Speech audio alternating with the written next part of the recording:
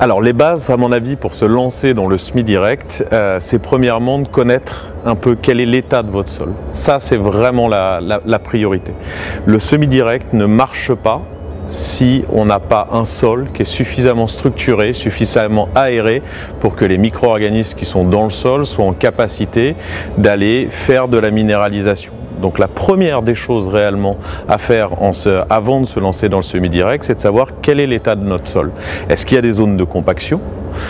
Et dans ce cas-là, il faudra mettre en œuvre des outils avant de passer en semi-direct pour retrouver une zone vraiment cultivée qui soit sans zone de compaction. Quel est l'état de surface du sol? Est-ce qu'on est sur des sols plutôt battants? Donc s'il y a une couche de battance, forcément il n'y a pas d'échange gazeux possible et donc on n'aura pas une bonne installation des cultures.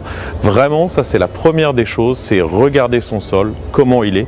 Est-ce que c'est des sols qui ont du mal à drainer et du coup est-ce que avant de partir sur du semi-direct, tu auras besoin d'aller refaire des drainages, réaliser des drainages pour assurer une bonne infiltration du profil.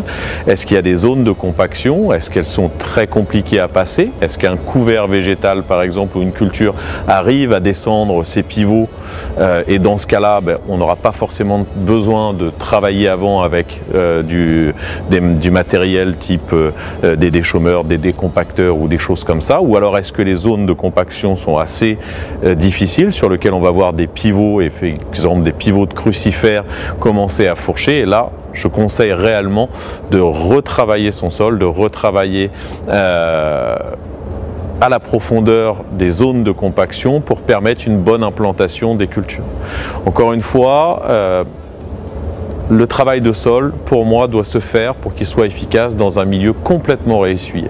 Et donc, je conseille réellement, avant de partir en semi-direct, de retravailler son sol s'il en a besoin dans des périodes secs, c'est-à-dire derrière la moisson, l'été, où là on est sûr que le profil de sol va permettre de faire un travail de décompaction, de structuration en conditions sèches sans avoir de problème de lissage de matériel, etc. Ça, c'est la base.